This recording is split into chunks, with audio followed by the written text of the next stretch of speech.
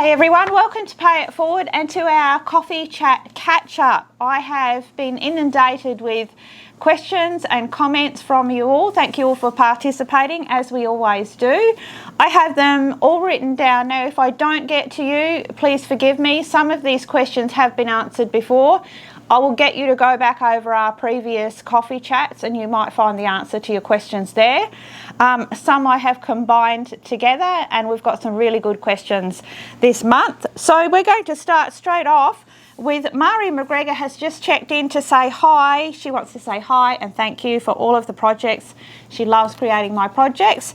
And I want to thank Marie particularly because your work is absolutely outstanding. And everybody on our Facebook page would agree with me. I think we all look forward to seeing your version of my project every month. I always hope you make every one, but your work is really outstanding. I hope you know that, and I hope you continue in this medium because you are made for this medium. So thank you for sharing it with us, Mari.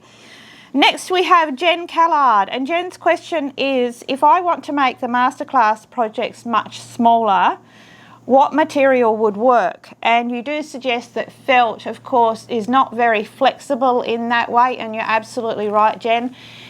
If you're going to really pull them down quite small, the fabric I would suggest that will universally work with all of them is Mini Bear Plush, and the reason for that is it is designed to make tiny, tiny things. So the other benefit is it has a bonded backing, so you don't need to interface it, use it just as it is. It's completely no fray and it is very, very flexible. It's until you've worked with it, you won't really appreciate the qualities of it. But as I said, especially designed for those tiny, tiny little limbs that you can turn through easily, and it has all of the hold and strength. You can find Mini Bear Plush at all of your teddy bear suppliers. So that's my advice. Most of my projects probably can be made in a mini plush. You may just have to change up how you shade it and colour it and so on. Okay, so next we have Laurie West. Comment, first of all, I hope you enjoyed California. Yes, we certainly did, myself and my girls. Laurie said, I would love to see a collaboration of you and your daughters to perhaps make a fashion wardrobe for your medium art dolls. And Laurie's daughter, Chelsea, loves my daughter Dallas's festival designs. She has her own festival design label and fashion label, and Chelsea obviously loves those and all of the hair, the beautiful braided hair. So thank you, first of all, for supporting my beautiful Dallas. Now, this is exciting for me because I'm actually working on an idea, and I have had for a long time a desire to create a line of fashion dolls. So I'm still thinking that they're in a medium size, like our medium art dolls, but they have to be very, very different, and they will be all about textiles, but it will be all about their clothing, and I'm pretty sure I can get my girls to weigh in on, I'm sure they'll have plenty to say, about what I can dress them in, and that would be really exciting. I think it'd be really exciting for all of us. It means that they're people dolls, which is not what I normally do, but I think done the right way, they could be absolutely amazing and certainly really, really creative. So drop a comment down below if that's something that you all would be interested in, that beautiful idea of fashion dolls. So stay tuned. So next we have Susan Vernon. Her question is, I can't find Dynaflow inks in the UK. Okay, well I buy mine on Amazon, so I'm pretty sure you could access Amazon from where you are. Can all of our lovely UK followers please jump in and comment down below for Susan to find some Dynaflow inks. What would I suggest instead? Nothing. Must be a fabric ink, must go through your air gun. I wouldn't use any substitutes and certainly wouldn't run paint through an air gun to use on fabric. Okay, so I hope that answers that question. Next we have beautiful Ursula Green. Hello Ursula. Thank you for all your support. Thank you for all those beautiful flower dolls. Did everybody see our banner on Pay It Forward? How good are they? They're outstanding.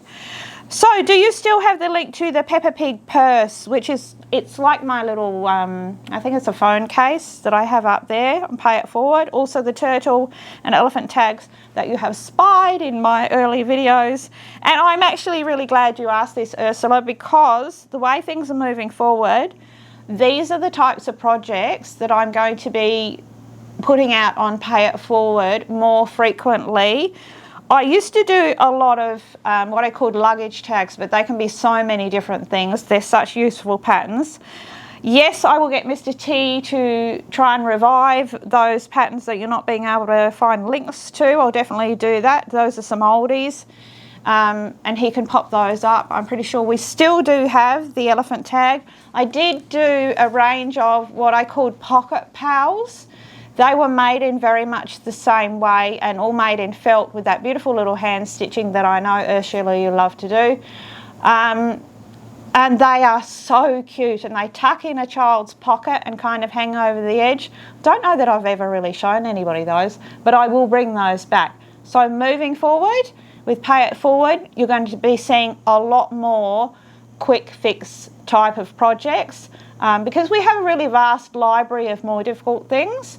So I think it's time to really put out some projects that you can also get your children involved in as well, which would be really lovely. We need to pass on that creative vibe.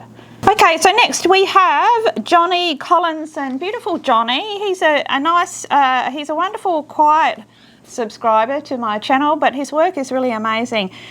Unfortunately, Johnny has asked me any dragon sculptures planned. I know everybody keeps asking me this.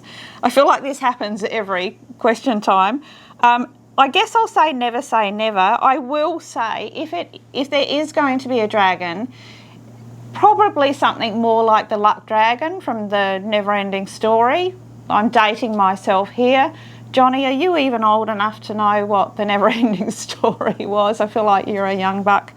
But anyway, Johnny, look up the Never-Ending Story and the beautiful Falcor, the Luck Dragon. Perhaps something like that, something really fantasy and a little bit bigger. Okay, so that I hope that will come about for you. Next we have Jeanette, has a new first grandson. First of all, welcome little Elijah. I hope you're liking being a grandmother. So question, how do you find the time for all you do? That's a really good question. It's a challenge, and you know what? Life does dictate the terms most of the time, especially with such a huge family. I get pulled from a lot of different directions, lots of demands on my time. It's why at the moment we are trying to work out a way to put more output in a more efficient way so that there's more connection with you all as well. And definitely there will be some more Disney inspired designs, always. So next we have, I've only got your username, which is the Stitches Coven. And this is a question, what was your best memory for your Disney trip with your girls and why?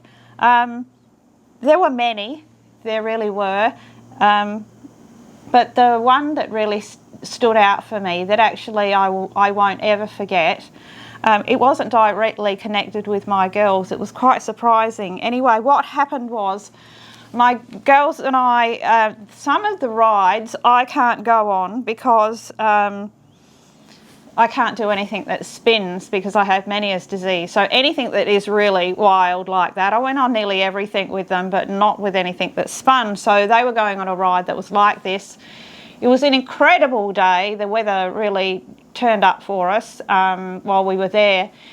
Anyway, so I'm perfectly happy to sit on a bench and watch the world go by. That is just me. My favourite thing is to people watch and just sit. And particularly there in Disneyland and just to absorb it all. Anyway, I parked on a bench there and there was, my daughters went off and I just sort of sat there for a minute. And then there was an much older woman, a very elderly woman sitting at the end of the bench. And an older man came over and approached me and he had his camera and he had a whole giant family behind him. And he said, would you, take a photo? And you get asked that all the time in Disneyland, and I was like, yeah, sure, you know. And I jumped up, I said, let me get my gear out of the way and I'll take your photo for you. And he said, oh, no. He said, my sister, we have brought my sister from Mexico, and she would like a photograph with you. And I said, what? What do you mean? And he said, she says, I like photo with beautiful lady. Oh, and I was completely overwhelmed, first of all. I felt really silly, but I thought, okay, you know, and I said, oh, I don't know why. And he said, please, we come for her last trip and all of this. And so I sat down next to her and introduced myself, and she held on to my hand. She was the most beautiful lady. Anyway, we sat there and took some photos, and then we sat there and the family went back and sat down, and we sat there together and we just talked. There was a bit of a language barrier, but we talked. She had her hand on mine the whole time, and she kept feeling all of, you know, my clothes, and she loved what I was wearing, and we just sat there together, and it was amazing. It was absolutely amazing. We both enjoyed, you know, the sun. Her brother said that she loves sitting in the sun and taking all of this in, and it was just an amazing, I can't even explain it. It was just amazing. And we sat there, and then when my girls came off the ride, of course, they came off and walked up, and the whole family gathered around, and every one of them greeted the girls independently and said thank you, and they look, you know, you look so beautiful, and they wanted photos with them. And it was really just the unification of this beautiful family together with complete strangers, and it was just amazing. I don't know what else to say. I guess I still wonder if those beautiful people know what an impact they made on me, you know. But it was lovely, and especially for somebody like me who's a complete introvert, to be able to go across the other side of the world and to experience that kind of closeness. I mean, we all have a common love. We're all there for, you know, for Disneyland. We're kind of a weird group anyway, but it was just amazing. It was lovely to be accepted and part of something like that. So I hope that answers that. That was very long-winded, but it was very important. Hope that answers your question. Yeah, it was an amazing time. Thank you all for asking about my time with my girls in Disneyland. Okay, so my next question is from, I've got username, I think it's Adamelia. I'm not giving, make sure you give me your name. I like to be able to say your name. So what is the difference between 20 millimetre and 25 millimetre mohair? Whoever you are, you tell me that you're just beginning in bear making and it's your first experience with sort of mohair and that sort of thing. When they give you a measurement like 20 millimetre, that means the length of the pile for your mohair, and this is something you really need to pay attention to. So if you're following a pattern and the artist, the designer has suggested that you use, you know, an 18 millimetre pile, adhere to that, because it will greatly change the look of your project if you change that up. It really does change the dimensions. So that's a really key thing with working with mohair. So those numbers just are about the length of the mohair, and then you've got all different qualities. So you've got curly, sparse, dense. The more you look into it, the more you'll see what I mean. And glass eyes, you were asking, you'll find those wherever you purchase your mohair. So always use glass eyes in a bear that you're making in mohair, unless you're particularly making it for a child and it has to be safety eyes. It's just the mohair deserves beautiful glass eyes, in my opinion. And as far as mohair goes, Schulte, the brand Schulte, make the best mohair. It's a German mohair and it's beautiful. And it's my favourite for sure, and that's largely because of the backing fabric. It's just so good to work with. Okay, so next we have another username is Kathy's Art. So question, I love the sea turtle, and will there be any more projects in this style? Oh, yes, there will be, and I can't tell you. I so want to tell you all, but there's a masterclass planned that is along those lines in the style of it. So, and I'm really excited about it, and I would love to tell you, but I really can't. So just look forward to that one. Right, so next we have at EFK username again. And you're asking, how are my visual issues, better or worse? It was absolutely lovely of you to ask, and I really appreciate everyone who has asked. So I'm sort of answering you all together because a few people have asked. I have a condition called dystonia in my eyes. Well, we thought it was just my eyes, but it's not. It's, unfortunately, you say, is it getting better or worse? Unfortunately, I've just had an appointment with my neurologist, and unfortunately it is deteriorating. So you see me here on a good day. I have very recently just had treatment, but it is now travelling from my eyes, and it's starting to affect other areas of my face. So we have to start treating it more aggressively. We're already treating it aggressively. So that's pretty disappointing. I'm going to continue to work and present until I literally can't. There are some, you don't see me on the bad days. I won't, obviously won't put myself on camera on the bad days. And on the bad days, in very stressful times, it's much worse. And in a stressful moment, my eyes will just shut. They'll just clamp shut, and I can't get them open. So, but generally working here quietly in my studio, talking to you people on camera, there's no stress, there's no real pressure with me doing that. So I'm able to do pretty well. And, I'm grateful that other than that, I'm pretty well. But the treatment will become more aggressive, and I have to decide how far I want to go with that. But no, it doesn't get better, it does deteriorate. For now, we're just handling it. So unfortunately, the treatment is awful. So, I don't think any of you would like, multiple injections in your eyelids and all that sort of thing, every 10 weeks or so. So it's pretty awful. So yeah, but just as always, trying to stay positive, and I'm still here, we're still talking, and projects are still being made. So something's going well. But thank you so much, everybody who has asked. Next we have Lizzie Creates. Do you have a shop front? You're headed to Adelaide. I was born in Adelaide. I actually live in Queensland. But no, I don't have a shop front. And she says, I often have a coffee with you while I watch your tutorials. That's a lovely thought. That's really lovely. No shop front, sadly no time. But we are changing things up, which I'll talk to you about at the end. That really will bring more of what I do to you all. So next we have Beatrice Connor. Hello, lovely Beatrice. I love your illustrations. Do you have a website displaying them all? First of all, thank you for acknowledging my other work. I appreciate that. I'm a chicken with my illustrative work. I don't know why I'm not very brave with it, as in putting it out there.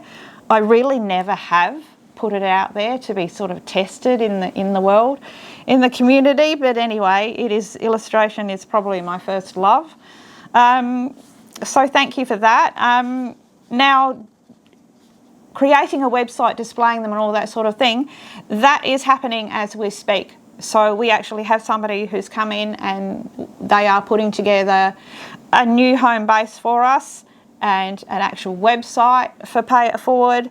And we're going to incorporate my illustrative work, and there'll be different types of merchandise and things like that you can have a look at. There hopefully will be a gallery where you can go through and see all of my work, past and present. There's some really oldie stuff there that I still love. So thank you for asking, Beatrice. And that is happening at the moment. So next we have Elise Pullen. Question, how much do you needle felt when you're stuffing? Is it possible to overdo it? Yes, it is possible to overdo it, and it is really hard. It's probably the hardest thing for me teaching online and not in person, okay? So stuffing is an art in itself. When I say to you, use your wool felting needle for packing, the way that let's use an arm for an example. You're all used to stuffing a teddy bear's arm. So you've got a shoulder, you've got a hand, and then you've got that midsection. When I stuff the shoulder, I want the stuffing to stay up there and firm at the top of the shoulder. So I will, with my forceps, first pack out that shoulder, and then I'll just take my felting needle, if I can get it up there, and I will just lightly stab it a few times to lock those fibres together. I'm doing that so that it won't slip down more than anything. Okay, I do the same with the wrist, but it's a few light stabs that just sort of tap it into place and lock it in. Then I fill. Nearly all of my filling is done with forceps and my hands. So the felting at the end is just is like I said, just to lock it in, to keep it where I put it. Okay, so try and remember that. If you are putting in a bit of stuffing and then you're felting it in and felting it in, then adding another bit, you are absolutely going to get lumps and bumps. So, and if you were right here with me, I would be able to show you that by feel. It's much harder on camera, so I'm doing my best to convey that, but I hope that clears that up for some of you. When we finish off like a neck, a head or something with our stuffing or our openings, that's where we really sort of pack it in, but it's only on that surface sort of level. So I hope that explains that for you. Okay, so next we have Lara Hogue. I hope I'm getting these names right. I apologise if I'm murdering people's names here. Lara, I know you from your beautiful work. You have outstanding work, and I hope you stay with us because I just want to see what you do in the future. So really looking forward to seeing more from you, Lara, and come along and join our Facebook page, everybody, if you haven't, and you'll see all these beautiful artists' work. Can you please start including an approximate amount of fabric required for projects? I know I don't do that. I really don't do that. There's a reason for that. And it's because I do that when we're working with mohair, because you have to buy, a certain amount that will cover your project, and I can give you usually a fairly exact amount. The type of work that I do and the way that I work, I use so many different fabrics at the same time. It's hard to give you sort of an overall amount. That's why I don't generally. You suggested that you often have to lay the pattern out so that you can measure yourself and get an idea. And I do, I'm sorry for that, but that is sort of how I work too. I also do work with a lot of recycled fabrics and so on, so it's not like just going and buying meterage or whatever. But I promise, when I can, when we're making something and it is basically just made all in the same fabric, I will definitely do that for you. I'll be very mindful of that. That was already up there already. I had a little guilt about that already.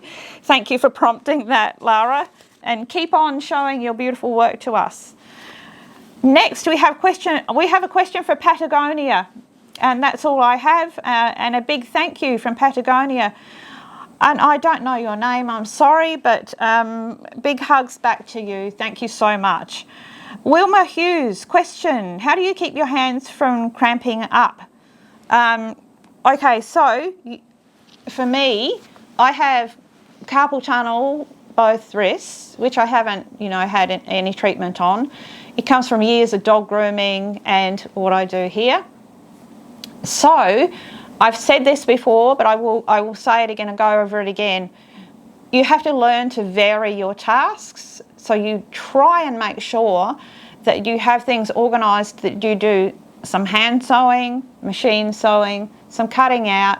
You're not just doing that repetitive thing over and over. Also, the key thing that I had to learn when I was dog grooming was I had to learn to relax my grip on my tools. Whatever your tools are, we tend to clutch onto them, desperately. And you really don't need to do that. You need to mentally teach yourself to relax your holding hand, particularly when you're dog grooming, the way you hold your clippers.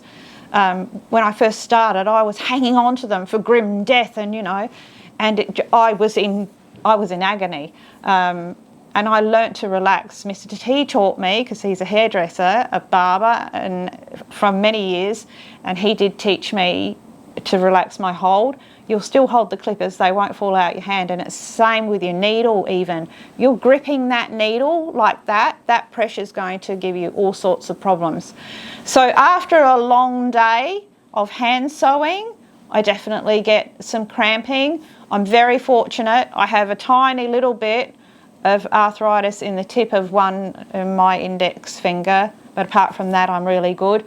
And I torture my hands, I really do, but I've learnt those tips. Just relax your hands as you're working, okay? I hope that helps. Okay, so next we've got just Deborah. I've got Deborah. Can we get the pig pattern from your Masterclass banner? I think now enough people have asked me for that little pig pattern, that beautiful little bit, and she is lovely. Yes, we will make that one this year. I can't tell you exactly when. It's a little bit of a challenge, that one, because you've got to sculpt that muzzle onto the mohair, and you do sculpt the little trotters, but it's all useful information, and it will take your work a little bit further step forward. So if everybody's up for it, again, talk to me in the comments, tell me who's really keen for that little pig on the Masterclass banner, and I would love to share her with you for sure. So next we have Mimsy. Mimsy has just checked in. Mimsy says hi and wishes me well, which is really lovely. And I want to thank you, lovely. You've been with me from way back.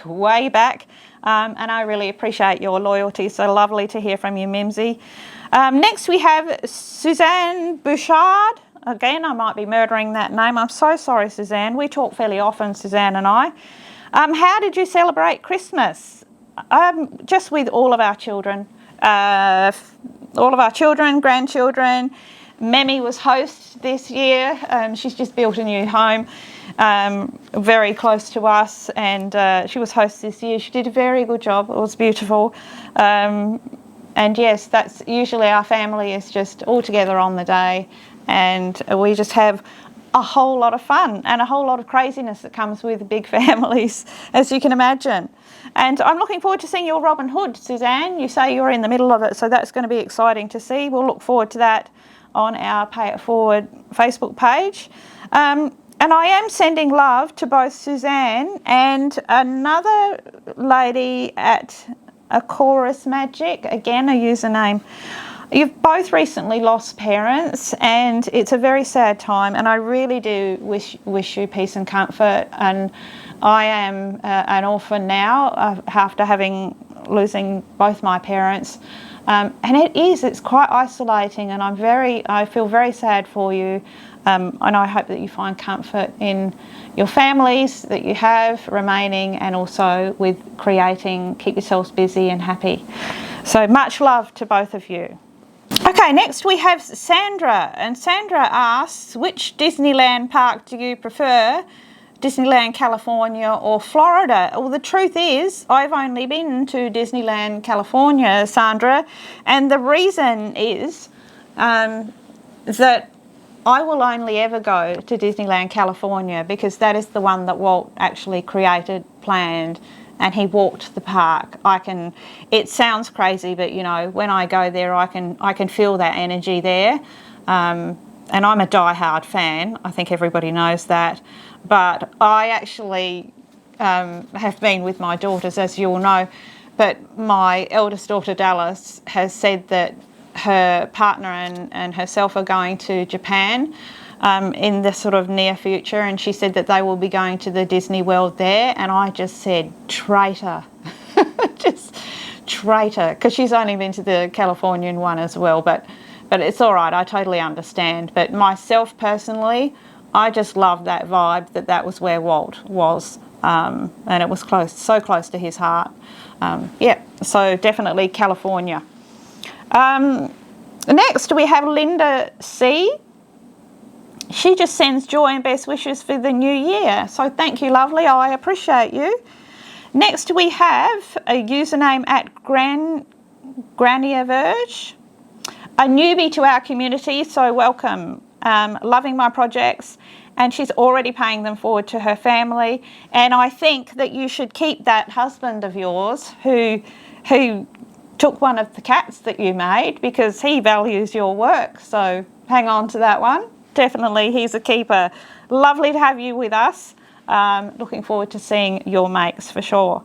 Next we have Sally Ann Hewson. Sends love to myself and Mr. T and my family. It's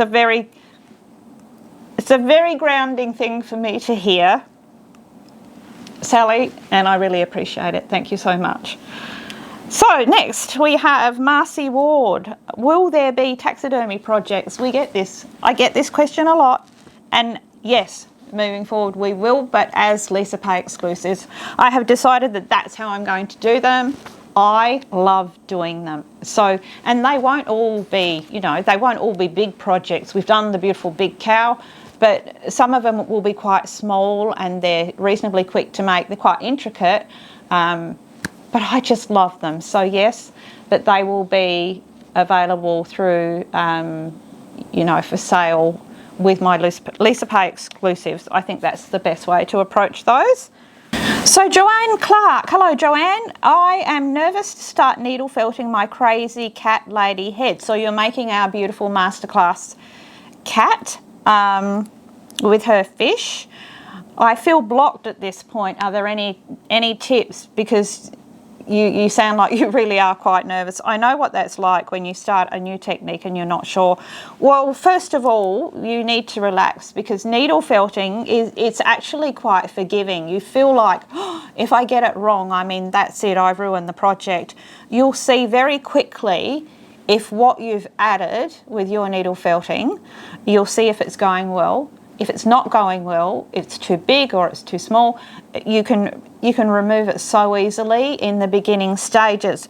A lot of you will see that when I start needle felting anything, adding anything, I always teach you to needle felt all around and get it in place but not attached. In place first. Once you've done that, you can check and see. You can see if you've got it in the right place. It might not be in the right place. You might have to move it. And at that stage, and for a while, it's really easy to pull off and remove, and you can start over. So don't be nervous. You'll find it's way easier than what you think. Once you have it where you've got it to that point where you can see, no, this is looking right, it's the right size, it's the right shape, that's when you lock it in. Once you've locked it in, yes, you should never be able to get it off. But it's such a slow process, needle felting, that there's nothing, it's not actually frightening, because it doesn't, it's not like using a felt marker and there it is, and my goodness, it just happens so slowly. That's actually why I like it. You've got all of the control, so just remember that. And I wish you well. So get stuck in and give it a go for sure. Next, Ronnie and Grace, a request, may we have Toad from Wind in the Willows? Yes, I adore Wind in the Willows, who doesn't? And I have a really clear design idea for him. So I already have a picture here, and I'm actually very excited about that one. Finding the right fabrics is what is holding me back a little bit, but I will find them, and I do suspect a lot of them will be sort of just thrifted and upcycled. I want that beautiful old world look, and yeah, I'm looking forward to presenting him. So yes, Mr. Toad definitely will be a project for us all. Next I have, and finally actually, I have Deborah McKenzie. Question, can we please have more projects with the ears sewn into the heads? Yes. Yes. You're asking the right person. I just don't think you will understand how much I hate sewing ears on. Wherever I can, I will incorporate them into the sewing of the head, because I just hate it so much, and it is probably the most challenging thing for most people. But I will never compromise a design just to be able to incorporate into the head. I will always, design comes first, finished results are always the most important. So, but wherever possible, trust me, I'm always trying to invent new ways to attach ears that aren't just sewing them on. So I'm right there with you. Right, so to finish up, I've condensed a couple of these questions where multiple people have asked basically the same question. I have been asked many times, can we have the patterns in SVG format for your cutters? I have spoken to Mr. T about that. He is doing some investigation about that.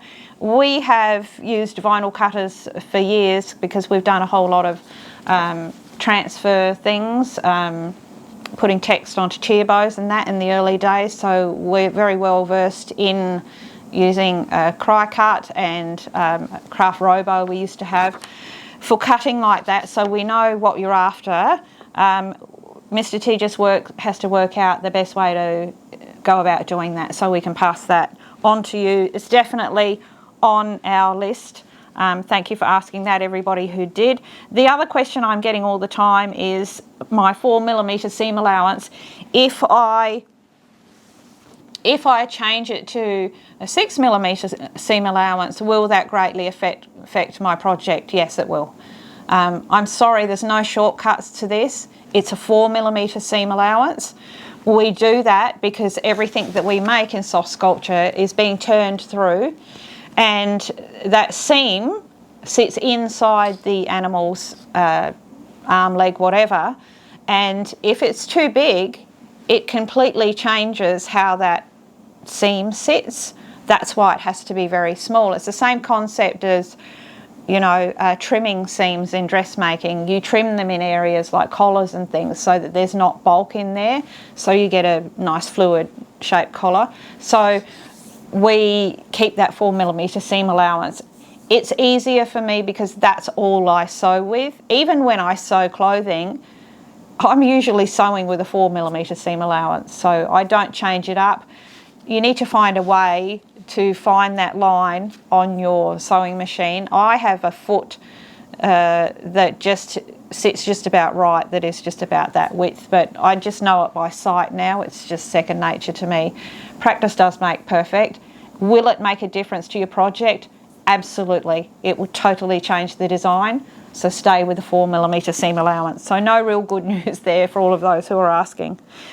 Okay, and another question was cutting mat board. How do I cut mat board? Because people are using X-Acto knives and that sort of thing. I never cut mat board with a knife. It's a good way to take your finger off for a start. You don't get a clean edge because you're sort of trying to go around corners. I use scissors. I do. I use nice, big, old scissors. Is it hard on your hands? Very.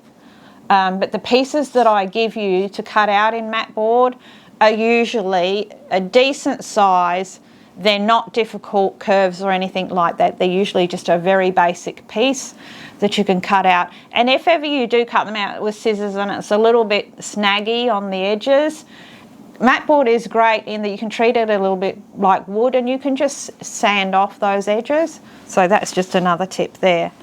So that's about it. That's it for our questions. There's a couple of things I want to chat to you all about now though. And the first one is this.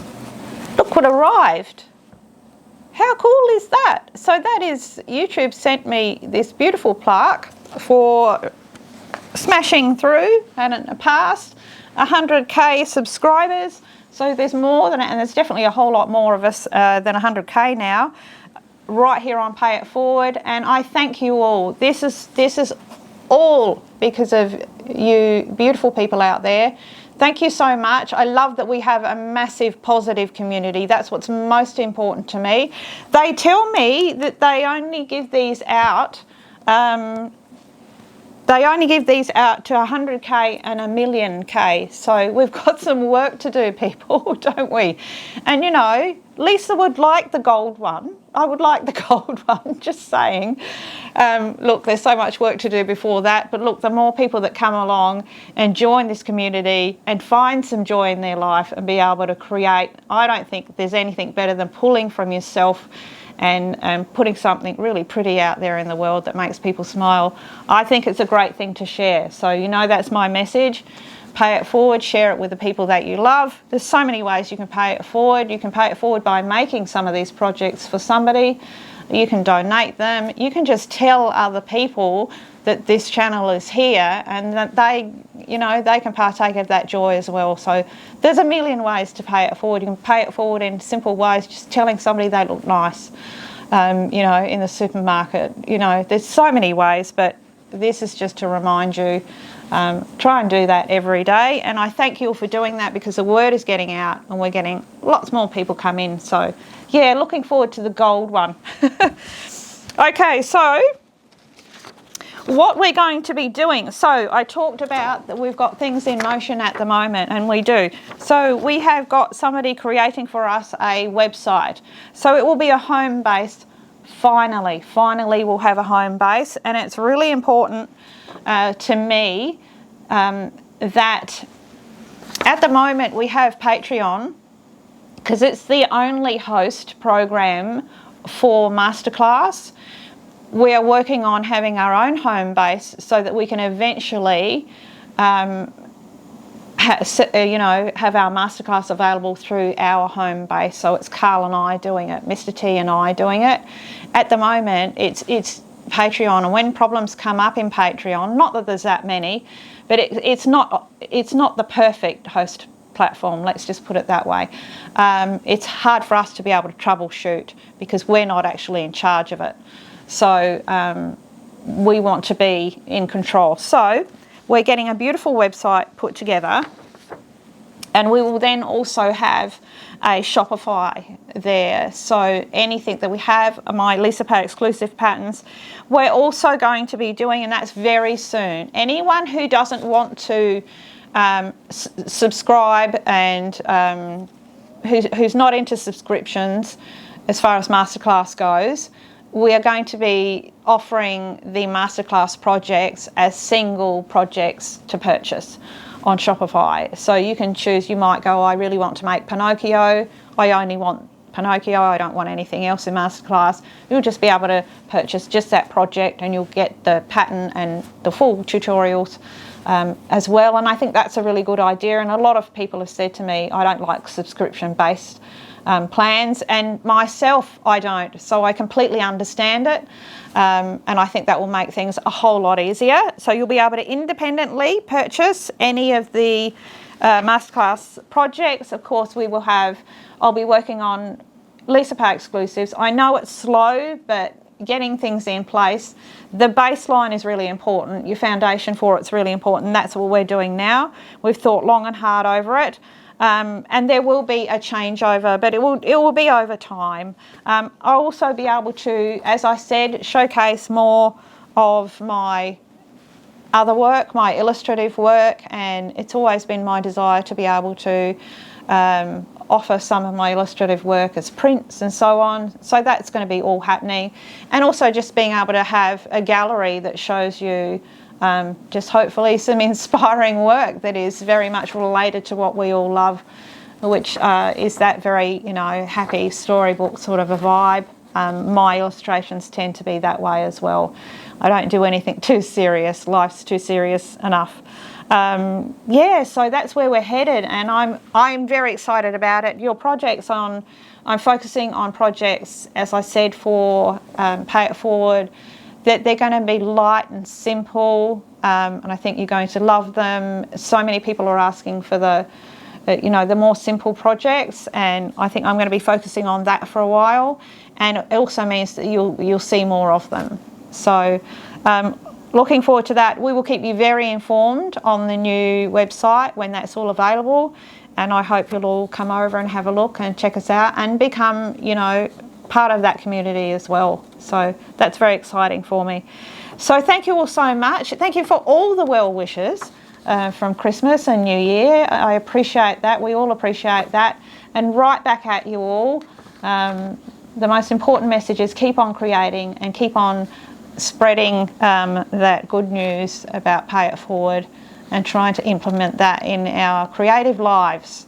So love to you all, and I will talk to you all very soon.